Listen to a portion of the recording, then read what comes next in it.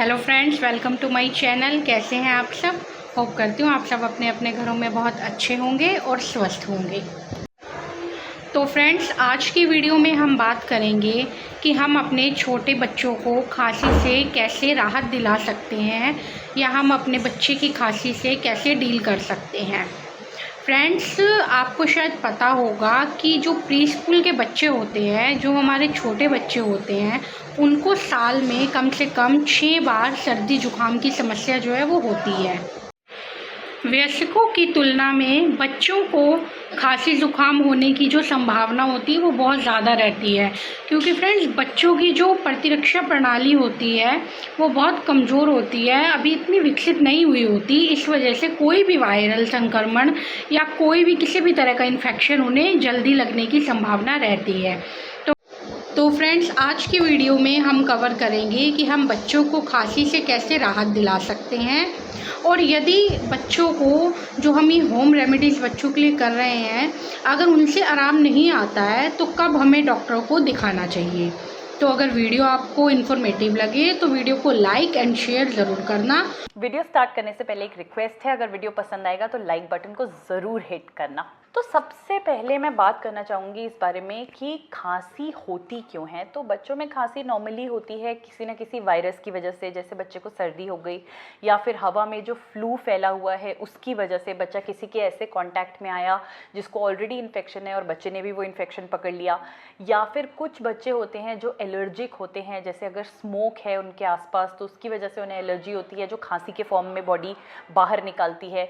Pollution की वजह से बच्चों को खांसी होती है, और बहुत ही कम, बहुत रेयर केसेस में बच्चों की जो खांसी होती है वो किसी बड़ी प्रॉब्लम की वजह से होती है, जैसे अस्थमा, ब्रोंकाइटिस, न्यूमोनिया, उन सब वजहों से होती है। तो मैं इस बारे में इसलिए बात कर रही हूँ क्योंकि ये बहुत ज़रूरी है कि हम खांसी को डिफरेंट रेमेडीज़ ट्राई करके ट्रीट करें, बट उससे भी ज़्यादा ये ज़रूरी है कि खांसी जिस वजह से हो रही है हम उस वजह को भी सॉल्व करें। नहीं तो क्या होगा कि आप खांसी को दबा दोगे बट वो जो प्रॉब्लम है जिस वजह से बच्चे को बार बार खांसी हो रही है वो वहीं की वहीं रह जाएगी, जिसकी वजह से ये प्रॉब्लम बारी बारी आती रहेगी। तो अगर बच्चे को कोल्ड की वजह से हो रहा है तो इंश्योर करो कि खांसी के साथ साथ आप कोल्ड को भी ठीक कर रहे हो।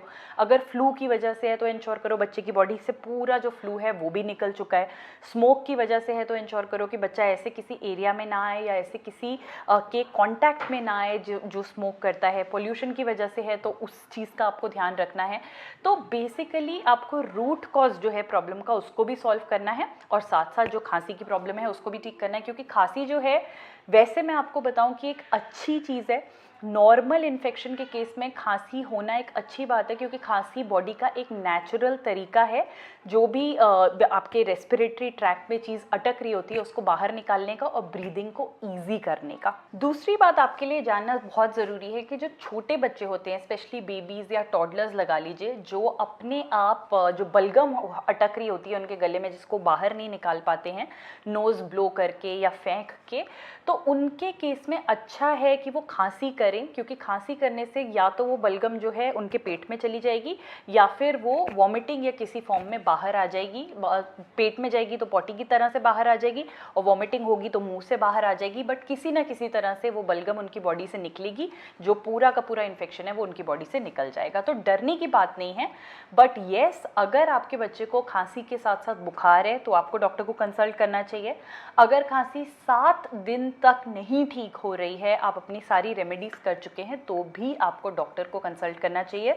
और अगर बच्चे को खांसी होने के साथ साथ ब्रीदिंग प्रॉब्लम शुरू हो गई है, बच्चा सांस नहीं ले पा रहा है, तो डेफिनेटली आपको डॉक्टर को कंसल्ट करना चाहिए। अब आइए बात करते हैं उन होम रेमेडीज़ के बारे में जो मुझे बहुत ही ज़्यादा हेल्पफुल लगी over the last few months, और काफ़ी मदद मिली। इनमें से डिफरेंट रेमेडीज़ डिफरेंट बच्चों के ऊपर अप्लाई होती हैं, तो आपके बच्चे को जो सूट करे आप वो फॉलो कर सकते हैं और होपफुली आपको भी काफ़ी अच्छे रिजल्ट्स मिलेंगे। पहली रेमेडी है प्लेंटी ऑफ लिक्विड्स। तो खांसी के टाइम पे जब आप बच्चे को ज़्यादा से ज़्यादा लिक्विड देते हो तो क्या होता है कि उसके गले को, जो ऑलरेडी एक इरिटेटेड गला है, उसको काफ़ी आराम मिलता है, थोड़ा मॉइस्चर भी मिलता है। अगर उसका गला सूख रहा है तो उसको मॉइस्चर मिलेगा और बच्चे को काफ़ी रिलैक्स्ड फील होगा। नॉर्मली जब बच्चे को बहुत खांसी हो रही होती है तो वो खाना वगैरह भी नहीं खा पाता, क्योंकि उसके गले में या तो दर्द हो रही होती है या इरिटेशन हो रही होती है। तो ऐसे टाइम में लिक्विड्स देना बच्चे को ज़्यादा हेल्पफुल होगा। अगर आप बच्चे को अभी भी ब्रेस्ट मिल्क दे रहे हो तो उससे अच्छी चीज़ नहीं है, क्योंकि ब्रेस्ट मिल्क में एंटीबॉडीज़ होती हैं जो जाके बॉडी के इन्फेक्शन को फाइट करती हैं और नेचुरली उसे क्योर कर सकती हैं। अगर नहीं तो आप उसको दूध दे सकते हो। दूध में हल्की सी, अगर आपका बच्चा 6 महीने से ऊपर है तो बिल्कुल चुटकी भर हल्दी मिला के दे सकते हो। हल्दी वाला दूध बहुत ही अच्छा होता है बॉडी से कोई भी इन्फेक्शन निकालने के लिए। आप जितना हो सके उसे सूप दो। चिकन सूप बहुत ही अच्छी रेमेडी है इस पूरी प्रॉब्लम को सॉल्व करने के लिए। अगर आप वेजिटेरियन हो तो आप वेजिटेबल सूप दे सकते हो, उसमें आप लहसुन ऐड कर दो। लहसुन जो है वो बहुत मदद करता है। इसके अलावा गुनगुना पानी थोड़ा थोड़ा सिप उसे पूरा दिन देते रहो, उससे भी उसको बहुत मदद मिलेगी। तुलसी का काढ़ा बना के आप दे सकते हो, वो भी बहुत अच्छा तरीका है बच्चे के गले को थोड़ा सा मॉइस्ट रखने का और इरिटेशन को कम रखने का। दूसरा मेरा टिप है स्टीम दो। दिन में 2 से 3 बार आप बच्चे को स्टीम दे सकते हो। स्टीम देने के लिए जो स्टीमर्स आते हैं मार्केट से, आप वो लेके रूम को बंद करके स्टीमर चला सकते हो। अगर आप स्टीमर नहीं ले सकते तो आप अपने बाथरूम में जाओ और एकदम गर्म पानी का शावर जो है या नलका चला दो और उससे जो स्टीम बनेगी, और जब आप बाथरूम को बंद करोगे तो उस स्टीम से बच्चे का जो नाक है वो भी खुलता है और जो बच्चे का गला है वो भी काफ़ी अच्छे से मॉइस्चराइज हो जाता है।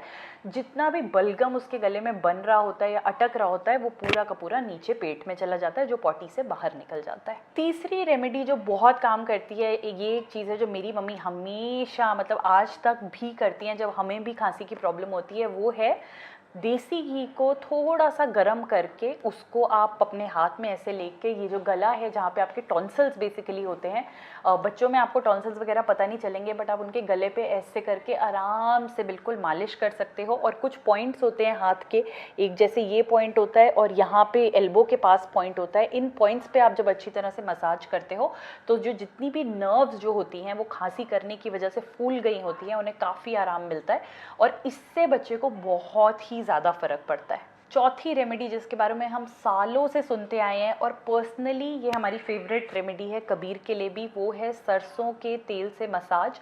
उस सरसों के तेल में आप थोड़ा सा लहसुन और थोड़ा सा अजवाइन मिला के उस ऑयल को बना लो और उस ऑयल से आप बेबी के जो चेस्ट है, बेबी की बैक, पैरों के नीचे और हाथ पे मसाज करो। हाथ का थोड़ा सा ध्यान रखो, अगर आपको लगे आपका बच्चा थोड़ा बड़ा है और वो हाथ मुंह में डाल लेगा या आँख पे लगा लेगा तो आप हाथ छोड़ दो, बट बाकी एरियाज़ में मसाज करो। वो मसाज करके उसको कवर कर दो, उससे बच्चे को बहुत ही ज़्यादा आराम मिलेगा। कवर करने के बाद कम से कम 1 घंटा थोड़ा ध्यान दो कि बच्चा एसी में ना रहे या डायरेक्ट हवा के नीचे ना रहे, ताकि उसकी बॉडी में गर्मी आए। वो गर्मी क्या करेगी, जो बॉडी में जितना भी म्यूकस वगैरह बन रहा है जिसकी वजह से बारी बारी खांसी हो रही है, उसको पिघला देगी। और उस 1 घंटे के बाद आप बच्चे को आराम से एक मतलब वार्म वाटर, जिसे बोलते हैं गुनगुने पानी का बाथ दे दो, तो बच्चे को अच्छा फील होगा। अगली रेमेडी है होम मेड सिरप। ये आप में से काफ़ी लोग फॉलो भी करते होंगे। कुछ भी नहीं करना है, तुलसी के पत्ते लेके थोड़ा सा तुलसी के पत्तों का जूस निकाल लो, थोड़ा सा अदरक का जूस निकाल लो और थोड़ा सा शहद ले लो। ये रेमेडी जो है ये 1 साल से ऊपर के बच्चों के लिए है, क्योंकि 1 साल से कम के बच्चों को आप शहद नहीं दे सकते। तो तुलसी का जूस, अदरक का जूस और शहद को मिक्स कर लो। ये मिक्स करके आप बना के रख सकते हो और सुबह एक बार अपने बच्चे को थोड़ा सा ½ टीस्पून जो है दे दो और रात को सोने से पहले दे दो।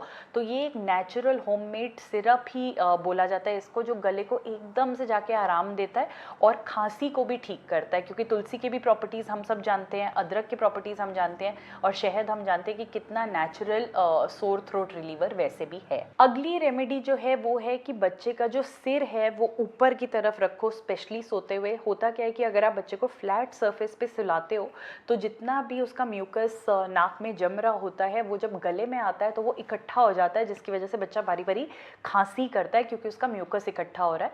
तो उससे अच्छा है कि बच्चे के हेड को थोड़ा सा ऊपर कर दो, थोड़ा पिल्लो रख दो, स्पेशली इस टाइम पे जब उसको खांसी की प्रॉब्लम हुई हुई है। वो करने से म्यूकस जो है वो आसानी से नीचे चला जाएगा और इकट्ठा नहीं होगा, जिससे बच्चे को ज़्यादा खांसी नहीं होगी। अगली रेमेडी है मॉइस्ट एयर, यानी हवा में थोड़ी नमी लेके आना। ये स्पेशली उस केस में होता है जहाँ पे बच्चे को सूखी खांसी है, गीली खांसी नहीं, एकदम एकदम सूखी खांसी है, और वो इसलिए होता है कि जो गला होता है वो काफ़ी सूख जाता है, ड्राई हो जाता है, तो गले को आपको थोड़ी नमी देने की ज़रूरत होती है।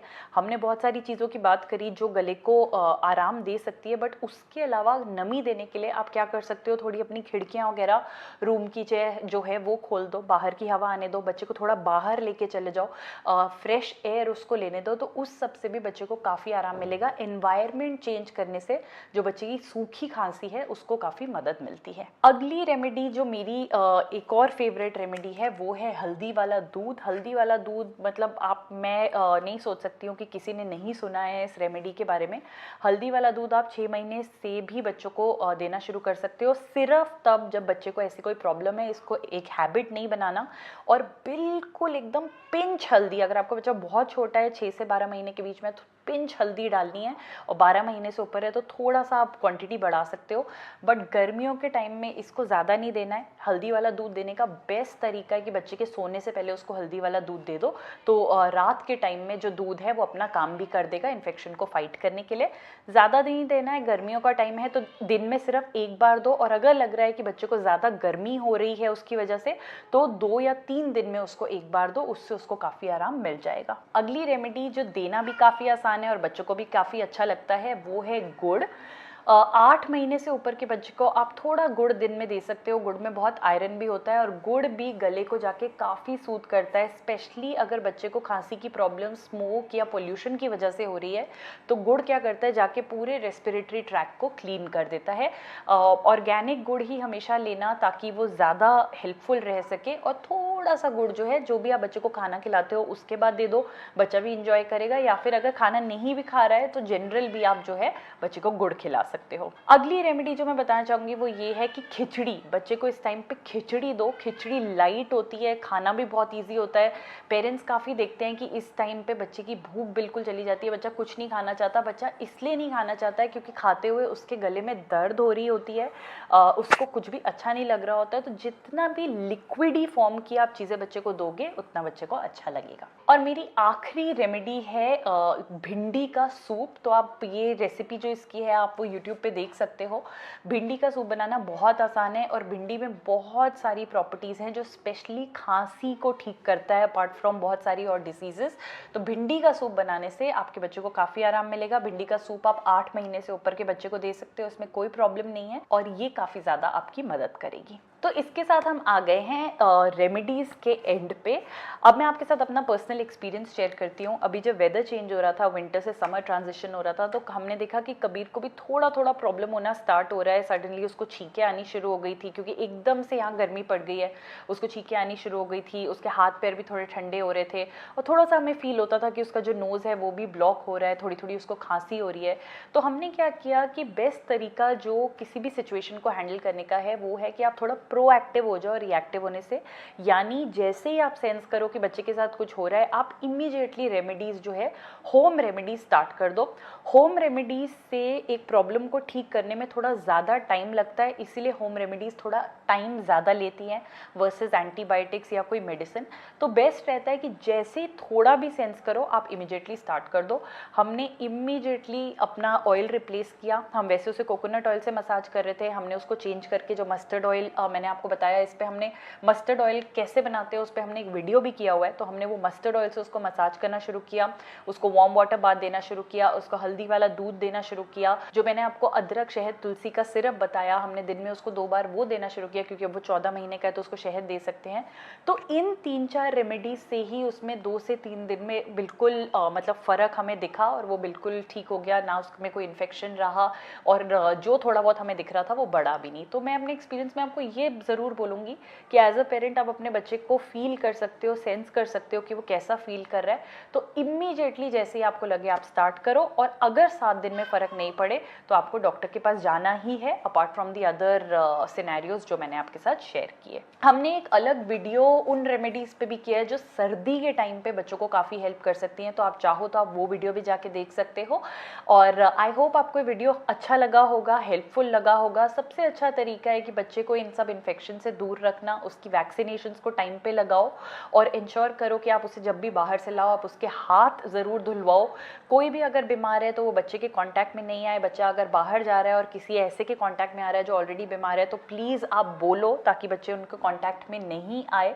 ये दूसरों के लिए भी अच्छा है और आपके बच्चे के लिए भी अच्छा है। तो अगर आप ये सब चीज़ें करोगे तो बच्चे को आप इन सब प्रॉब्लम से दूर रखोगे। उसको इम्यूनिटी बूस्टिंग फूड्स दो, इंश्योर करो कि उसकी डेली डाइट में ऐसी चीज़ें हों जो उसकी बॉडी की नेचुरल शक्ति इन्फेक्शंस को फाइट करने की उसको स्ट्रॉन्ग करे ताकि आपको एंटीबायोटिक्स तक ना जाना पड़े। लाइक ज़रूर करना, कमेंट ज़रूर करना, शेयर डेफिनेटली करना। इनमें से काफ़ी रेमेडीज़ बड़ों पे भी अप्लाई करती हैं, तो जितने भी आपके फ्रेंड्स हैं, फैमिली है, सबके साथ शेयर करना। And thank you so much for watching mom com India.